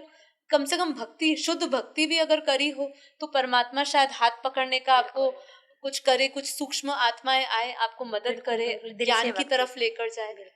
कुछ तो करना पड़ेगा। खाली घर पे बैठे हुए प्रश्न पूछना वो बहुत सरल हो जाता है, पर उसके लिए आपको क्या कर सकते हो, उस लक्ष्य को पाने के लिए क्या क्या त्याग सकते हो, क्या क्या छोड़ सकते हो। वो जिस दिन आप नक्की कर लोगे ना, उस दिन आप ये प्रश्न नहीं पूछोगे, उस दिन आप खुद ही वो करने लग जाओगे और सबको जवाब देने लग जाओगे। बहुत बढ़िया। तो आगे एक पूछ रहे हैं, एक आत्मा है, तो पूछती है कि आपके अनुसार सिर्फ बेहद का ज्ञान जानना ही जरूरी है, तो फिर दुनिया ऐसे कैसे चलेगी। आत्मा कर्म के अनुसार कुछ भी कर सकती है। तो हमारे बेहद के ज्ञान में बापूजी ने कर्म की थ्योरी समझाई है। बिल्कुल। पूरी तरह बेहद का ज्ञान क्या है? हाँ। देखिए, बेहद का ज्ञान जो हमें बापूजी ने दिया है, पहले तो हमें समझना है उसके अंदर वेद, शास्त्र, उपनिषद, भगवत गीता, भागवतम, जितने भी आप पुराण उठा लीजिए, सबका वो विस्तार है। हाँ जी। ठीक है, और ये सब सबके सार है। हाँ। ठीक है, अब वो विस्तार है तो कर्म, बापूजी ने बेहद के ज्ञान में कर्म के सिद्धांत के बारे में बहुत गहराई से समझाया। हाँ, बहुत ऐसे रहस्य को खोला है बापूजी ने। तो हमारा बेहद का ज्ञान शास्त्रों, उपनिषद और वो सब चीजों से अलग नहीं है। हाँ। ये सब हमारे वेद, शास्त्र, पुराण, उपनिषद जो घोषणाएं कर रहे हैं बापूजी, वो कई सालों से बता रहे हैं, लेकिन बापूजी उस मार्ग पर चलने की प्रेरणा देते हुए आपको विस्तार से समझा रहे कि आप अपनी सीमित बुद्धि ना रखो जी, क्योंकि आप असीमित हो। जी, जी, आप इनफाइनाइट हो, इसलिए हम बेहद ज्ञान बोलते हैं। हाँ, कि बेहद ज्ञान जो है वो अनंत अनंत ब्रह्मांडों का ज्ञान है। बिल्कुल। अनंत क्रिएशन समझोगे, अनंत क्रिएशन से आपकी यात्रा पूरी क्लियर हो जाएगी कि मैं कौन हूँ, कहाँ से आई हूँ। और ये यात्रा जो है समझना बहुत जरूरी है। ये पूरी सोल जर्नी है, ये छोटा सब्जेक्ट नहीं है, सबसे विस्तार है, ये सबसे इम्पोर्टेंट, सबसे बड़ा चैप्टर है हमारे ज्ञान का। है कि आप एक ब्रह्मांड में ना फंसे रहे। हाँ, फंसे नहीं रहो। हाँ। इसीलिए तो बेहद का ज्ञान लेकर अगर हम बात करते हैं कि हम, बापूजी ने कहा है कि बेहद का ज्ञान ही सही है, उसमें पूरी सारे सब्जेक्ट्स आ जाते हैं, सारे विषयों को हम कवर करते हैं। तो अब ये संसार को कैसे मिलेगा? तो आप कम से कम वेद, शास्त्र, उपनिषद जो हमें समझा रहे हैं, जो हमें योग सूत्र सिखा रहे हैं, वो सब सुनिए और उसके बाद आप बेहद का ज्ञान सुनिए। आपको सब समझ आएगा कि वो सब इंटरकनेक्टेड है। जी बिल्कुल। और फिर उसके बाद आपकी अनंत की यात्रा शुरू हो जाएगी। तो दी बहुत अच्छे से आपने बताया। तो एक आत्मा है, उनका डाउट है इसी से हमारे बेहद ज्ञान से रिलेटेड। जी जी जी। तो कहते हैं कि क्या आपकी संस्था ब्रह्म कुमारी से रिलेटेड है? और आगे है कि आपकी बहुत सी बातें उनसे मिलती हैं। इसका तो जवाब दे दे के हम अपने चैनल पे भी और बापूजी के मेन चैनल पे उनकी खुद की वीडियो है, वाई बापूजी लेफ्ट ब्रह्मा कुमारी। हाँ, जी। उनकी पूरा एक वीडियो है। हाँ, और बहुत पॉपुलर वीडियो है ब्रह्मा कुमारी के लिए, जो स्पेशली उस संस्था से छोड़ के यहाँ पे आए हैं। पहली तो बात, हर एक सफेद कपड़े पहनने वाले ब्रह्मा कुमारी नहीं है। मैं आपको क्लियरली बोल दूं, मैं अपने सुबह लाइव एपिसोड्स में बोलती हूँ क्योंकि मुझे भी नीचे कई बार ये कमेंट मिलता है। जब मैं अपने पॉडकास्ट देने गई थी तो पॉडकास्ट में भी, जब मेरा स्पीकिंग ट्री पे पहला पॉडकास्ट हुआ था जिसमें मैंने पूरा सोल जर्नी और ये सब समझाया था, तो उसमें मुझे बाहर कोई मिले थे तो उन्होंने कहा आप ओम शांति वाले हो? मैंने कहा नहीं, हम ओम शांति वाले नहीं हैं, हम परम शांति वाले। अच्छा, परम शांति ओम शांति अलग है? तो हमने कहा हाँ बिल्कुल, दोनों बहुत अलग है, जमीन आसमान का फर्क है। देखिए, एक चीज समझने की कोशिश करिए, आत्मा का जो ज्ञान है उसको, वो कोई अलग नहीं है। आप उसके लिए हमारे ऋग्वेद, यजुर्वेद, अथर्ववेद, सामवेद, ये तीनों जो कह रहे हैं, कोई कह रहा है अहम ब्रह्मास्मि, कोई कह रहा है प्रज्ञानम ब्रह्म, तो ये 4 जो महावाक्य है ये सब यही बता रहे हैं कि आत्मा ब्रह्म है, जो वो है वो तुम हो, वो सब बता रहे हैं। तो चाहे वो ब्रह्मा कुमारी संस्था बताए, चाहे वो कोई साधु संत बताए, ये बात को नकारा नहीं जा सकता। तो ये बात अगर हम बोलेंगे, तो ये बात अगर हम बोल रहे हैं, ब्रह्मा कुमारी बोल रही है, तो उसका मतलब ये नहीं है कि हम एक हैं। नहीं, ठीक है, हमारा बहुत ज्ञान अलग है। हम वेदों, शास्त्रों, उपनिषदों को मानते हैं, ठीक है। हम बापूजी ने 5000 साल का वर्ल्ड ड्रामा बिल्कुल नहीं मानते हैं। हम तो मानते हैं, हमारा जो शास्त्रों में लिखा है कि हमारे जो 4 युग है उसका समय गणना जो दी गई है, आप उसको पूरा डिटेल में पढ़िए, ठीक है, तो आपको समझ आएगा कि हम तो वेदों शास्त्रों के हिसाब से समझाते हैं कि ये पूरा जो ब्रह्मांड की जो आयु है ब्रह्मा की 100 साल की है। ऐसी कोई बातें ब्रह्मा कुमारी में नहीं की जा सकती। तो अपना कॉन्सेप्ट जब हमें आप सुने तो क्लियर रखिए, वो एक बेसिक नॉलेज है, क्योंकि वो आत्मा बहुत अच्छा कार्य कर रहे हैं, उनके साथ कोई हमारा बैन नहीं, बहुत अच्छा कार्य करते हैं। और हमारे पास आने वाली मैक्सिमम आत्माएं ब्रह्मा कुमारी होती हैं, क्योंकि कई आत्माएं 5000 साल के वर्ल्ड ड्रामा को नहीं मानती, समझ नहीं आती। जो हाईली इंटेलेक्ट आत्माएं हैं, इंटेलिजेंट सोल है, वो 5000 साल के वर्ल्ड ड्रामा को क्यों मानेंगी? कोई कौन कहता है 1250 का कलयुग, सतयुग, त्रेता, द्वापर, 1250 कहीं लिखा ही नहीं। कलयुग का समय 4,32,000 का है। शास्त्रों को झूठा, और हमारा जो बेसिस है वही शास्त्र उपनिषद है। बापूजी तो उन्होंने पूरा काल चक्र समझाया है, बापूजी ने वो पूरा का पूरा शास्त्रों के आधार पे समझाया है। तो पहले तो यहीं पर ही हम उनसे अलग हो जाते हैं। वो कहते हैं कि ड्रामा हूबहू रिपीट होता है, ऐसे कैसा दोहराता है, तो वो तो कर्म सिद्धांत के खिलाफ हो गया। जहाँ पे उनके, मैं पर्टिकुलरली किसी का नाम या कुछ लेना नहीं चाहूंगी, लेकिन वो कर्मों के ऊपर इतना डीप फिलॉसफी दे रहे हैं। लेकिन यहीं पर ही अगर हम बात करें कि वो बोलते हैं कि हूबहू रिपीट होता है ड्रामा, तो आप खुद सोचिए कि आज मैं अच्छे कर्म क्यों करूंगी जब मेरे साथ यही गुजरना होगा। तो देखिए यहाँ पे मैं उनके तो खाओ पियो ऐसा तो होना ही है। हाँ, होना ही है, तो वही करो। बिल्कुल। तो यहाँ पे देखिए हम उनसे आपको पूरे विस्तार में, हमारी भी एक वीडियो है कि हमने बीके का एक मेरी भी पॉडकास्ट हुआ है, एक वीडियो भी है मेरे चैनल पे, और बापूजी के भी चैनल पे बहुत सारी वीडियोस है। स्पिरिचुअल पॉडकास्ट विद अनंत पटेल पे भी बहुत सारे ब्रह्मा कुमारी आत्माएं हैं जो वहां से टूट के यहाँ पे आई है। आप उनके चैनल पे जाके, स्पिरिचुअल पॉडकास्ट विद अनंत पे जाके आप पूरी वीडियोस देखिए, आपको क्लियर कॉन्सेप्ट आएगा। इस पे तो बहुत बड़ी विस्तार से चर्चा की जा सकती है, लेकिन हमारे बापूजी ने हमेशा ये सिखाया कि अपनी लाइन लंबी करो, हमें किसी की लाइन को छोटी नहीं करना है, अपनी लाइन लंबी करो। और हमारा ज्ञान तो अनंत ब्रह्मांडों का है, तो एक ब्रह्मांड के बातें करने वाले लोगों के साथ हम कहाँ अपनी तुलना करेंगे। हमारे बापूजी का ज्ञान बहुत विशेष है, और कुछ बातें मिलती होगी क्योंकि वो यूनिवर्सल ट्रूथ है। जो बातें वो कह रहे हैं वो साधु संत भी कह रहे हैं, कोई आत्मज्ञानी ब्रह्मज्ञानी संत होगा वो भी कह रहा है, क्योंकि वो भी उस अवस्था को प्राप्त हो चुके हैं। बहुत बढ़िया आपने समझाया, उसके लिए आप बापूजी का ज्ञान सुनिए तो आपको और भी समझ में आएगा अच्छे से। तो आगे बढ़ते हैं कि परम शांति को कैसे प्राप्त करें। बेहद ज्ञान के अनुसार हम परम शांति को कैसे प्राप्त करें और परम धाम जाने की विधि क्या है।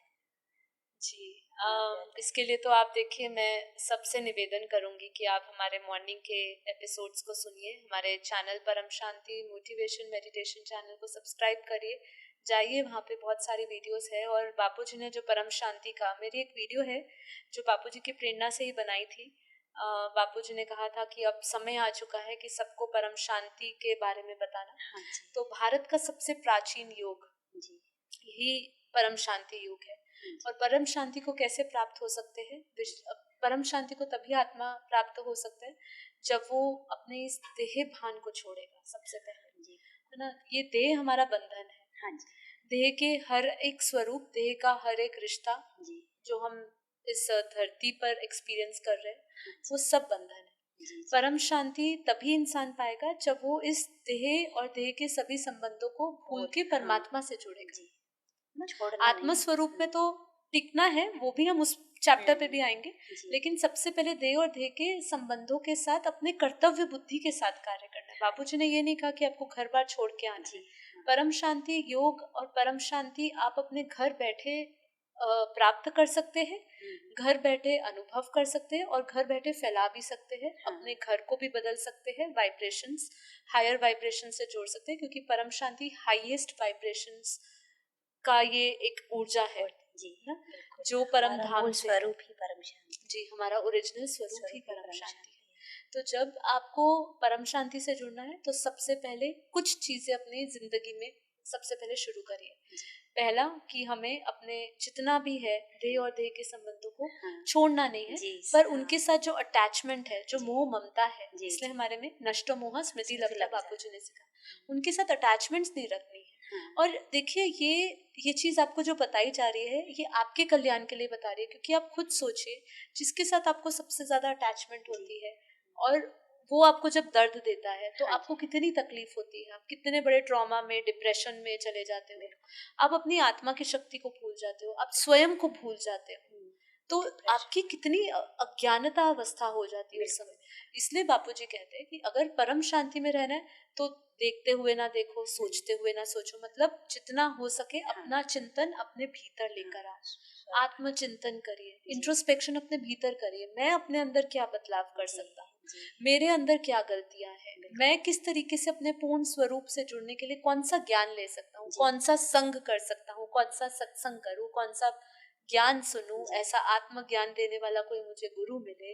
या सीधी और सरल तरीके से बापूजी के वीडियोस को सुनिए, या रात को जो डेली लाइव अनंत करवाते हैं, मैं सुबह कराती हूँ। मेरा प्रयास यही रहता है कि लोग अपने जो घर के माहौल से दुखी हो चुके हैं, क्योंकि आत्मज्ञान लेना या परम शांति स्थिति में रहना ये बहुत ऊंची अवस्था है और ये हर कोई नहीं कर सकता है। इसके लिए आपको अपने जीवन का कुछ शेष समय उसमें लगाना होगा, और वो शेष समय की शुरुआत आपको डेली करनी होगी कुछ घंटों से, जिसमें आप अपने भीतर उतरने के लिए, अपने लक्ष्य को जानने के लिए उतरिए, और फिर जानिए कि अशांत हम कभी भी नहीं थे। ये हमारी ये जो माया है, हमारी जो इच्छाएं हैं, कामनाएं हैं, ये हमें दुखी करती है। अगर हमारी इच्छाएं खत्म हो गई तो हम दुख स्वरूप में होंगे नहीं होंगे, पर दुख सुख दोनों भोगने हैं। सुख लेना है तो ये तैयार रहिए कि सुख लोगे तो दुख भी आएगा ही आएगा, क्योंकि आत्मा तो परम शांत स्वरूप थी। हाँ, आत्मा अपने परम प्रकाश, परम शांत स्वरूप, परम आनंद स्वरूप में थी। इसीलिए उसको जब वो धरती पे आई, इसीलिए वो स्मृतियों को लेकर आई है धरती पे। इसलिए वो धरती पर भी यही ढूंढती है, मुझे आनंद कहाँ मिलेगा, मुझे शांति कहाँ मिलेगी, है ना। तो वो यही ढूंढ रही है ना, वो अच्छी ऊर्जा को ढूंढ रही है। इसलिए अब प्रकाश तो रहा नहीं, परम प्रकाश तो रहा नहीं, लेकिन वो किसी भी तरीके से पॉजिटिव सकारात्मक ऊर्जा को ढूंढने की कोशिश कर रही है कि मैं कहाँ पे एक पीसफुल काम स्टेट पा सकूं, कहाँ मैं। इसके लिए वो कहीं जंगलों में जाते हैं, कहीं हिमालयों में जाते हैं, वेकेशन पे जाते हैं, अकेले रहने की कोशिश करते हैं, लोगों से दूर जाते हैं, लेकिन फिर वापस आते हैं तो भूल जाते हैं। परम शांति पाने के लिए आपको परम ज्ञान चाहिए, आत्मज्ञान चाहिए। इसलिए परम शांति आपको तभी मिलेगी। और आपका इसके अगले परम शांति के साथ जुड़ा हुआ एक और प्रश्न था आपका। इसके साथ उनका प्रश्न है कि हम पर ब्रह्म और बेहद के बच्चे कैसे बने। अच्छा, ये बेहद के बच्चे के लिए तो बेहद का ज्ञान ही सुनना पड़ेगा जी। और आत्मज्ञान जुड़िए, जैसे मैंने कहा, आपको अपना लक्ष्य बनाइए, फिर आपको धीरे धीरे क्लैरिटी होती रहेगी। देखिए, आप भी इस ज्ञान में आए हैं, आपका भी पॉडकास्ट है, आप ये जानते हैं कि जब हम 0 लेवल पे थे, जब हमने कभी सोचा नहीं था कि हम बापूजी के सानिध्य में आएंगे, हम जब ये ज्ञान लेंगे, चाहे किसी की भी आध्यात्मिक यात्रा किसी भी गुरु के साथ शुरू होती है, उसने कभी सोचा नहीं हुआ होगा कि उसकी डेस्टिनी उसको यहाँ पे आकर रखेगी। वो जैसे जैसे अपनी दिव्य कामना रखता है, लेकिन वो संसार की जगह दिव्य कामनाएं परमात्मा के प्रति रखे कि मुझे कुछ श्रेष्ठ ज्ञान दे, मुझे यहाँ से मोक्ष प्राप्त करना है, तो मुझे यहाँ से छूटना है, ये जंजाल से छूटना है। पहले तो उसको जंजाल समझे संसार को, ये अगर वो समझ गया तो वो फिर संकल्प लेगा छूटने का। फिर उसको धीरे धीरे दर्शन मिलेंगे, बहुत सारे मार्ग मिलेंगे उसको। हो सकता है पहले वो स्कूल लेवल पे जाए, फिर कॉलेज लेवल पे जाए, फिर PhD लेवल पे जाए, धीरे धीरे करके उसको बापूजी का बेहद का परम ज्ञान मिले, पहुंच ही जाएंगे वहाँ। तो मिलेगा, अवश्य मिलेगा। और ये हमारा संकल्प, और हम लोगों को ये वाइब्रेशंस फैलाई रहे हैं, परम शांति बेहद का ज्ञान मिले जी, सभी को मिले। तो बहुत बढ़िया दी। आगे हम बढ़ते हैं। तो उन्होंने कहा, एक आत्मा है कि जब ऊपर वाला सब मिटा ही देगा तो आत्माएं लाइट हाउस ढूंढेंगी। जब सब मिट जाएगा तो आत्माएं लाइट हाउस ढूंढेंगी, तो धरती तो खत्म हो जाएगी, तो लाइट हाउस कहाँ बनेगा। पहले तो देखिए, ये जो प्रोसेस है ना, ये प्रोसेस ऐसे हमारे बापूजी ने कहा सेकंडों में होने वाला है, ठीक है। लेकिन ये समय कौन सा समय, ये अंतिम समय है। जब अंतिम समय, जब लाइट परम प्रकाश उतरेगा, परम धाम से परम प्रकाश, जो दिव्य आत्माएं जुड़ी है बेहद के ज्ञान से, उनको पता है कि ये परम धाम से परम प्रकाश उतारने की क्या विधि है।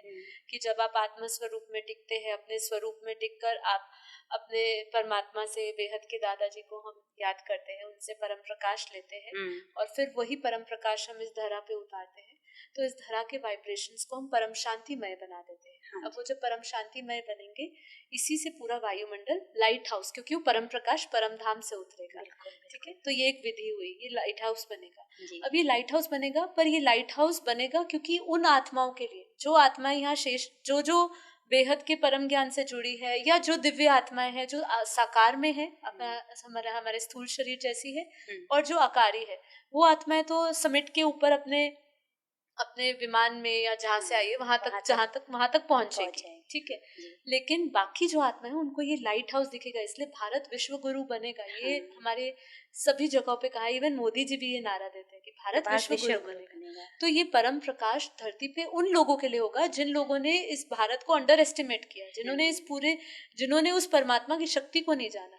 वो लाइट हाउस बनेगा। फिर जब ये परम धाम बनेगा तो उसके बाद धीरे धीरे उन आत्माओं के लिए जो इस धरती पे शेष रह जाएंगी, बाकी जो आत्माएं हैं धीरे धीरे अपना सफर यात्राएं शुरू करके ऊपर की ओर जाएगी। और फिर धीरे धीरे जब वो परम प्रकाश उतरेगा, जो पापी आत्माएं कहो, जो कमजोर आत्माएं कहो, ज्ञान की दृष्टि से तो उसको और बहुत गहराई से समझाया जा सकता है, लेकिन आपके चैनल पे अगर मैं बताऊंगी कि अगर वो आत्माएं 100 कला की पावर की आत्माएं होगी तो मुक्त हो जाएगी, वो लोगों को अभी रिलेट नहीं कर पाएंगे, समझ नहीं पाएंगे।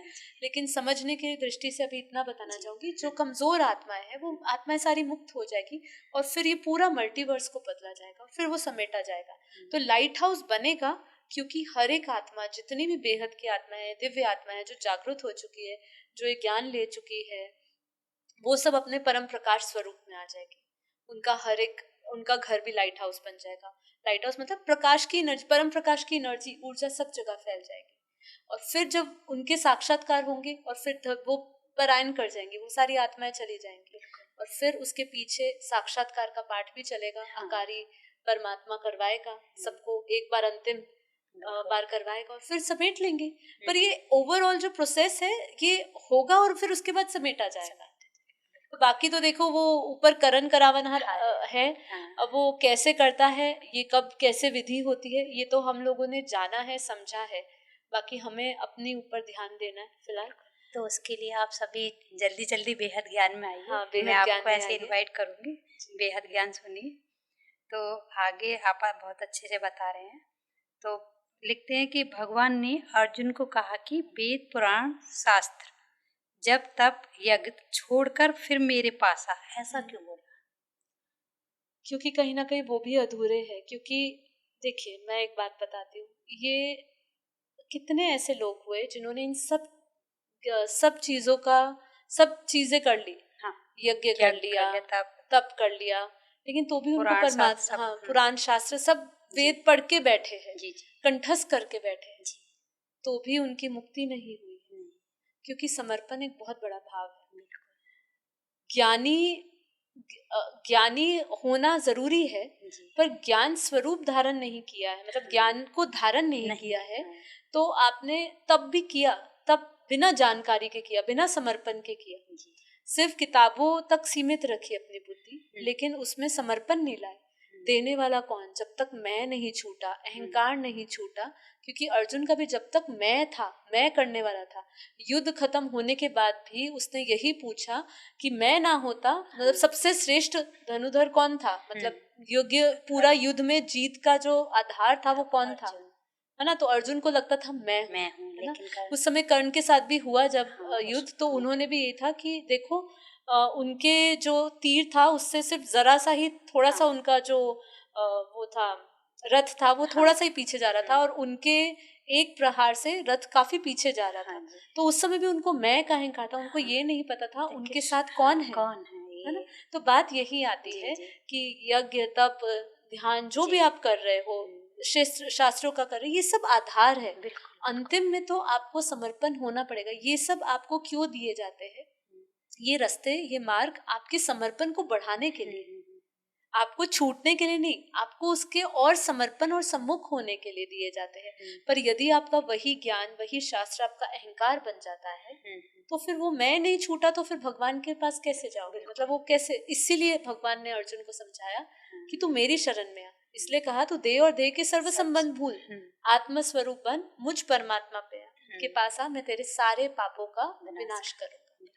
तो इसीलिए भगवान ने समझाया। आत्मा बोलते हैं, बिल्कुल आपने बिल्कुल सही कहा। तो एक लिख रहे हैं, एक आत्मा है कि क्या डीएनए का असर स्पिरिचुअलिटी में होता है? उन्होंने उल्टा लिखा है, क्या स्पिरिचुअलिटी का असर डीएनए में होता है? बिल्कुल होता है। मेरा अभी कुछ दिन पहले ही लगभग शायद 772 एपिसोड्स होंगे, मतलब होगा नंबर, मुझे याद नहीं है, लेकिन उसमें मैंने क्लियरली बताया कि मेडिटेशन का, जैसे हम स्पिरिचुअलिटी की बात करें तो जो हम योग बापूजी हमें सिखाते, मैं उसी योग की बात करूंगी, मैं दूसरे योग की बात नहीं करूंगी जो बहुत सारे कुंडलिनी जागृत, साउंड योग, ये योग वो योग, बहुत सारे सांसों के ऊपर ये योग, ये सब योग की बात नहीं करूंगी। जो बापूजी ने हमें योग सिखाया है, जी, सेल्फ रियलाइजेशन का, आत्मस्वरूप का, जी, उस योग से आपके डीएनए की सतहों को बदला जा सकता है। जी, वो एपिसोड मैं आपसे रिक्वेस्ट करूंगी, आप जरूर डिस्क्रिप्शन बॉक्स में उसका लिंक डालेगा। बिल्कुल। बहुत डिटेल से समझाया है, जी, जी, क्योंकि हमारे डीएनए ऐसा उसमें समझाया था, क्योंकि मैं भी साइंस बैकग्राउंड से नहीं हूँ, तो मैं भी जब स्टडी कर रही थी तो जी, उसमें बताया कि आपके जो सेल होते हैं उसके अंदर जो न्यूक्लियस होता है उसमें वो डीएनए होता है। हुँ, अब वो डीएनए जब आप उसमें बहुत क्लियरली, वो एपिसोड में बहुत हाँ, क्लियरली समझाया वो है मैं हाँ, कि डालूँगी जब ज़रूर। आप योग करते हो, जी, जब आप ज्ञान से जुड़ते हो और ज्ञान आपके अंदर उतरने लग जाता है, वो जी, भाव, कि ज्ञान सुनने से क्या होता है, हाँ जी, आपके भीतर वो भाव उतरने लगते हैं। जी, मान लीजिए मैंने कहा कि अहम ब्रह्मास्मि, मैं ही ब्रह्म हूँ, जी, ये मैंने कहा। अब हुँ, ये एक शब्द है। हाँ जी, अब इसी शब्द को, इसी ऊर्जा, जब ये ऊर्जा में बदलता है मेरे भीतर, हाँ जब जी, ये प्राण ऊर्जा में बदलता है, तो मेरे भीतर के वाइब्रेशंस बदलने लगते हैं, हाँ, तरंगे बदलने लगती जी, है। अब वो तरंगे, वो वाइब्रेशंस, वो सिग्नल्स एक एक सेल में जाता है, हाँ जी, और उससे जो डीएनए में हमारी कई स्मृतियां पड़ी हुई है, कई कई चीजें उसमें पड़ी हुई है, वो स्मृतियों को वो धीरे धीरे रिप्लेस करता है। इसलिए काफी चीजें कहते हैं जेनेटिक्स है, जीन्स में है, डीएनए में है, हाँ पर जी, इसको परिवर्तन किया जा सकता है जब हुँ, आप सच्चे सच्चे योग योग से से, और सच्चे ज्ञान को उपलब्ध होते हो बिल्कुल, और उसको जीवन में उतारते हो, तो आपके भीतर के वाइब्रेशंस डीएनए तक पहुंचते हैं और डीएनए में भी परिवर्तन लाते हैं। तो जी, जैसे अगर हम परम शांति की बात करें, तो परम शांति को हर एक डीएनए में आप महसूस कर सकते हैं। मतलब अगर परम शांति स्थिति में स्थित हो जाते हो और वो वाइब्रेशंस आपके भीतर उतरते हैं, प्राण ऊर्जा में उतरेंगे, आपके सूक्ष्म ऊर्जा में उतरेंगे, सूक्ष्म शरीर में, कारण शरीर में उतरेंगे, हर एक सेल तक पहुंचेंगे, जी, ये स्थूल शरीर के हर एक सेल, क्योंकि डीएनए जो है वो स्थूल है हुँ, ना। तो वो, और ये जो ऊर्जा है ये बहुत सूक्ष्म है, हाँ ये जी, हर एक, आपके हर एक स्तर पर पहुंचती है जी, बिल्कुल, और फिर आपका डीएनए बदलता है। बाकी विस्तार से अगर आपको सुनना है हाँ, तो आप वो बिल्कुल, एपिसोड को जरूर देखिएगा। जी, बिल्कुल। हाँ, बहुत अच्छे से आपने बताया, तो फिर से आत्मा पे आ जाते हैं। तो लिखते हैं कि बापूजी, आत्मा तो अजर अमर अविनाशी है, तो उसको ब्रह्म राक्षस कैसे खा सकते हैं? ये कॉन्सेप्ट उनको नहीं समझ में आया। हाँ, क्योंकि लोग अजर अमर अविनाशी के कॉन्सेप्ट को ही नहीं जाने हैं। मैंने अपने बहुत सारे पॉडकास्ट में, जो मेरा एक रियल हिट में पॉडकास्ट हुआ था तो, और उसके बाद अभी जो हुआ था सोल जर्नी का स्पीकिंग ट्री पे, उसमें भी, और इनफैक्ट मैंने बहुत सारे अपने एपिसोड्स में बोला है कि अजर अमर अविनाशी आत्मा का वो स्वरूप है जब वो अपने मूल स्वरूप, मूल प्रकृति में होती है, जी, मतलब जब वो परम धाम में होती है। जब वो परम धाम से नीचे आ जाती है, तब आत्मा अजर अमर अविनाशी नहीं नहीं, रहती है। हुँ, एक आत्मा दूसरी आत्मा को खाती है, जी, एक आत्मा दूसरी आत्मा की पावर को लेती है। जी, ये सब वेम्पायर्स, एनर्जी वेम्पायर्स का भी हमने एक एपिसोड करवाया था। बापू जी ने भी इसका बताया हुआ है, कैसे एक आत्मा दूसरी आत्मा की सूक्ष्म ऊर्जा खाती है। जी, बापू जी ने बहुत सारे एपिसोड्स में बताया हाँ है। जी, आज इल्यूमिनाटी है, ये हाँ भी जी, क्या कर रहे हैं, एक आत्मा को दूसरी आत्मा हाँ, एक खरीद रही है, वो ले रही हाँ, है ना, उसको अपना गुलाम बना गुलाम रही है। बना रही है। तो ये सब चीजें हो रही है। हाँ, तो आत्मा अगर अजर अमर अविनाशी है, तो हुँ, कोई उसको खरीद और अपने गुलाम भी कैसे बना सकता है, बिल्कुल, उसको कैसे हब कर सकता है। तो हुँ, ब्रह्म राक्षस बने हैं। ब्रह्म राक्षस जो है, ये तो ब्रह्म राक्षस तो जो ब्रह्म ज्ञान लेने के बाद भी ब्रह्म राक्षस रहते हैं, क्योंकि उनको ज्ञान को धारण नहीं किया होगा और कहीं ना कहीं उनके अंदर विकार वासना है। लेकिन हर एक आत्मा, आज एक आत्मा दूसरी आत्मा को खा रहे, यही वास्तविक सच है। हुँ, लोगों को ये समझ इसलिए नहीं आता क्योंकि वो सूक्ष्म ऊर्जाओं को नहीं नहीं जानते जानते। हैं। अजर अमर अविनाशी का कॉन्सेप्ट है, लेकिन वो तभी है जब आत्मा अपने मूल में होती है, निराकार, निर्गुण, क्योंकि निर्विकार साइंस स्वरूप में। की तरफ भी जाए तो गैलेक्सी गैलेक्सी को खा रही है हाँ, ऐसा। एक गैलेक्सी दूसरी जी, गैलेक्सी को खा रही है, तो गैलेक्सी क्या है? आत्मा कोई उसका गैलेक्सी को मालिक चलाने वाला कौन है? कोई तो है, कोई तो है ना, क्रिएटर। उसकी ऊर्जा खाई जा रही है, उसको जी, ब्लैक होल बन जाता है। वो जी, कैसे बन जाता है? जी, ये वैज्ञानिक जो है, ये एक अपनी भाषा में समझा हाँ, रहे, लेकिन इसके पीछे चेतना कौन चेतना है, कौन है? कॉन्शियसनेस कौन सा है? बिल्कुल, तो वो चीज लोग जब समझेंगे तो लोगों को पता चलेगा कि ये जी, वास्तव है, ये सच है। हाँ जी, और अपनी धरती पर ही इतने सारे कॉन्सेप्ट मिल जाएंगे आपको, जो भूत प्रेत लोगों के हाँ है, जी, उसको अपने वश में कर लेते हाँ हैं। जी, तो उनको अपने वश में कैसे कर लेते हैं, उसको साथ कैसे लेते हैं, हुँ, फिर उसको मार भी देते हैं। हुँ। मतलब उसको उसको खा जाते हैं, उसको बड़ा राक्षस छोटे राक्षस को हाँ कहते जी, हैं, ये जैसे भी बड़ी प्रश्न मछली आता छोटी है कि मछली को भूत खाती है। प्रेतों से मुक्ति कैसे पाएँ? भूत प्रेतों से, इसी से हाँ, भूत प्रेतों से मुक्ति पाने का रास्ता तो केवल ज्ञान है। हाँ जी। अपनी ऊर्जा बढ़ाओ, अपने ऑरा को पावरफुल करो, हम्म, तभी जाके आप भूत प्रेत से बच सकते हो, मतलब नेगेटिव आत्माओं से हाँ जी। बच सकते हो। क्योंकि ये नेगेटिव आत्माएं आपके ऑरा को स्कैन कर सकती है। हाँ जी। ये नेगेटिव आत्माएं आपकी ऊर्जा को भाप लेती है, कितने जी। पावरफुल हो। आपके अंदर कोई भी विकार वासनाएं होती है, जी वो अगर एक बीज रूप में भी पड़ी होती है, जी तो अगर आप अपने कभी किसी समय आप अपने कमजोर स्थिति में होते हो, हाँ, जैसे कोई भावनाओं से भरे हो, हाँ, उस समय ये आत्माएं आपके भावों को, इमोशंस को पढ़ सकती है, और उस समय ये आत्माएं आपके साथ जुड़ जाती हैं।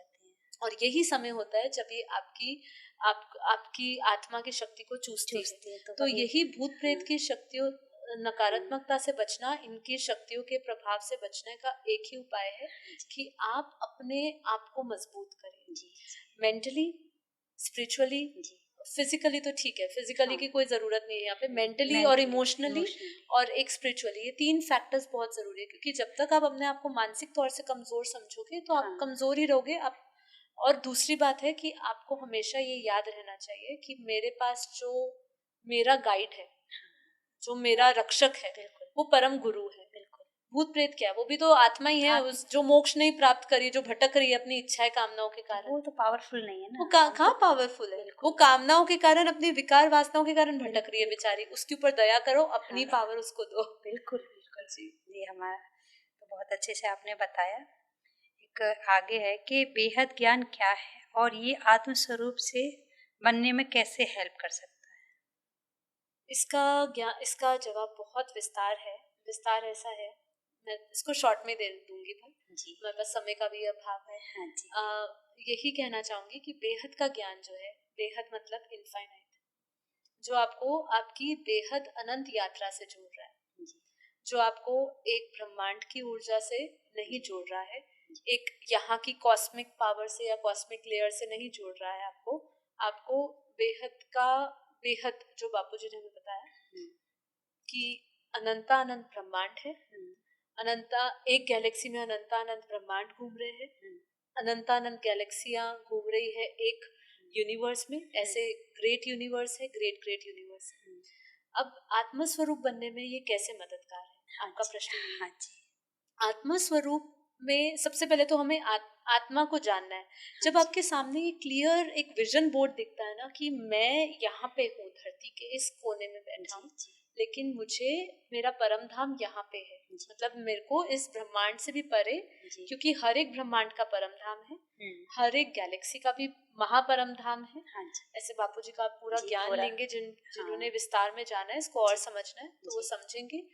तो वो जब मैं शॉर्ट में ये समझाऊं कि उसको अपनी अल्टीमेट डेस्टिनेशन दिखनी शुरू हो जाएगी, जब उसको विजन बोर्ड दिखेगा ना कि मैं यहाँ से यहाँ जाने वाली हूँ, वो क्लियर दिखेगा, तो वो आत्म स्वरूप में जल्दी आएगा, क्योंकि उसको अपना वो स्वरूप क्लियर दिखेगा कि मैं ये था। अनंत ब्रह्मांडों की, अनंत सूर्यों की ऊर्जा मेरे में थी। ये तो चलो हमारे उपनिषद भी घोषणा करते हैं, लेकिन बापूजी क्या कहते हैं, बेहद की कला का अनंत शक्तियां, अनंत परम प्रकाश आप में है। तो ये जब आपके अंदर विजन क्लियर होगा और आपको पता चल जाएगा मैं यहाँ जा रहा हूँ, तो बस फिर आपको आत्मस्वरूप बनने में आसानी होगी। यात्रा clear, purpose clear, vision clear, दृष्टि सब कुछ क्लियर हो गई, तो बस अब आपको वो बनना ही है, तो वो फिर पावर लेने में भी आपको आसानी होगी। बिल्कुल, बहुत अच्छे से आप बता रहे हैं और सबको समझ में भी बहुत अच्छे से आ रहा होगा। तो इसी से हमारा एक लास्ट प्रश्न है आपसे, जो ज़्यादातर सभी पूछते हैं कि आप अपना ऑरा सील कैसे करते हैं? ऑरा सील करने के बारे में आप बताइए। अगर पहले मैं अपनी बात करूँ तो मेरा तो सुबह आप सबके साथ योग करना, वही मेरा एक सबसे पहला मजबूत ऑरा बनता है। क्योंकि देखिए ऑरा कैसे सील होता है, पहले तो लोग बहुत सारी विद्याएं सिखाते हैं, लोग बहुत सारे सिंबल भी सिखाते हैं। मैंने बहुत सारे चैनल्स पे बहुत सारे लोगों को कुछ ऐसे सिंबल्स बनाते हुए देखा है, स्पेशली जो प्राणिक हीलर्स, रेकी हीलर्स होते हैं, वो भी एक ऑरा क्लीन और ऑरा बनाते हैं। हमारे बापूजी ने जो सिखाया हम सिंपल वही करते हैं कि हम तो अपने आप को आत्मा समझते हैं, हम अपने आप को यहाँ पे प्रकृति में स्थित आत्मा परम प्रकाश में है, हम परम शांति स्वरूप में है, और वही ऊर्जा प्रकृति से पूरे उसका पूरा वो वही ऊर्जा, वही तरंगे, वही वाइब्रेशंस पूरे आपके शरीर में हर एक कोशिकाओं में हर एक जगह पे वो फैल रही है, स्थूल शरीर में, सूक्ष्म में, कारण शरीर में, पूरे शरीर में फैल रही है। एक ऑरा आपके जो आसपास होता है, एक आपके भीतर है, तो जो आपके आसपास है हम ऐसा विजुअलाइज करते हैं कि आपके शरीर के 3 फुट बाहर देखिए, 4 फुट 6 फुट बाहर आपके आसपास एक दिव्य परम प्रकाश का गोला है, और वो परम प्रकाश के घेरा किससे बना है? परम शांति परम आनंद के वाइब्रेशन से है। मतलब जब तक आप अपने ऑरा को भी सील रखेंगे, आपके पास जो बाहर की परिस्थितियां होगी वो परिस्थितियां आप पर प्रभाव नहीं डालेगी। बाहर विचलित करने वाली परिस्थिति होगी तो भी आप विचलित नहीं होंगे, है ना। आप अविचल मतलब स्थिर रहेंगे, आप उस स्थिर बुद्धि में रहोगे। तो इसलिए आप पहले तो ऑरा एक बार तो बनाए। सील कैसे करेंगे? हम साथ में परमात्मा को साथ में रखते हैं, क्योंकि देखिए हमारे पास इतनी शक्ति नहीं है कि हम अपने एक डिवाइन मतलब अपने उस ऑरा में, उस दिव्य प्रकाश में रहे। हमेशा जो सोर्स है उसको याद रखें, कि हमेशा एक सबकॉन्शियस माइंड में परमात्मा को याद रखें। परमात्मा आपको जैसे अपनी गोद में बिठाते हैं, ऐसी परमात्मा का एक दिव्य प्रकाश ऑरा है जो आपको लाइट दे रहा है, परम लाइट दे रहा है, और वो आपके ऑरा को प्रोटेक्ट कर रहा है। मैं तो ऐसे ही करती हूँ, और वो फिर एक सील हो जाता है। फिर अब इसमें ऐसा है कि जितनी बार आप अपनी बैटरी यूज करते हो उतनी वो डिस्चार्ज होती है फोन की, है ना। ऐसे ही आपके साथ है, आप जितने लोगों में संपर्क कर रहे हो, जितने लोगों के साथ उठ बैठ रहे हो, कैसी संग ले रहे हो, उसके अनुसार अगर आपको ऐसा लगता है मेरी एनर्जी डाउन हो रही है, अगर आप अपने इस अभ्यास में रहोगे, एक बार सुबह आपने अभ्यास किया, एक बार आपने घर से निकलने से पहले अभ्यास किया, क्योंकि इसमें क्या होता है, हमारे बापूजी ने कर्म योग सिखाया। हम एक बार इसका अभ्यास करते हैं ना, तो सबकॉन्शियस माइंड ऑटोमेटिकली याद दिलाता रहता है। ठीक है, मैं विस्तार से समझा रही हूँ। कभी कभी ये प्रोसेस नेचुरल हो जाता है, आपको प्रैक्टिस ऐसे याद नहीं करना पड़ता, अलार्म क्लॉक की तरह याद नहीं करना पड़ता, ये ऑटोमेटिकली स्वाभाविक हो जाता है।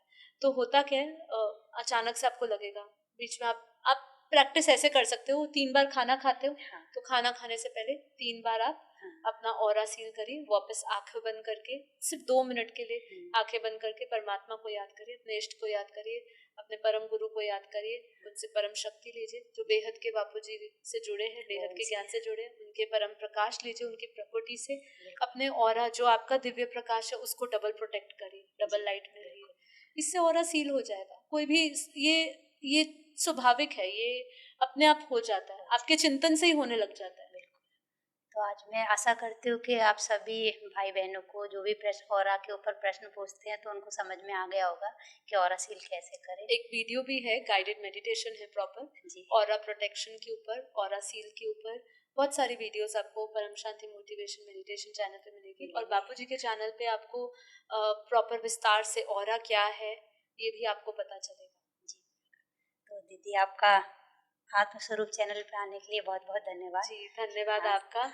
आशा करती हूँ आप सभी को जो जितने भी प्रश्नों के जवाब दिए गए वो आपकी आत्मा के स्तर को बढ़ाए, चेतना के स्तर को बढ़ाए, और आप हमारे बापूजी के ज्ञान से जुड़िए। आपका बहुत बहुत धन्यवाद। बहुत ही सुंदर प्रश्न थे, और बापूजी के आशीर्वाद से कोशिश करी सबको संतुष्टिजनक जवाब दिया जाए। इसी के साथ फिर हम परम शांति बेहद की परम शांति सोचो, बोलो परम शांति। Join us daily for our morning live meditation, Monday to Saturday, 5:30 to 6:30 a.m. Join us daily for live meditation, 10 p.m. to 11 p.m. on YouTube Live. Subscribe now. Website www.paramshanti.org. Email us anand@paramshanti.org. Like, share, subscribe. Join today. बेहद की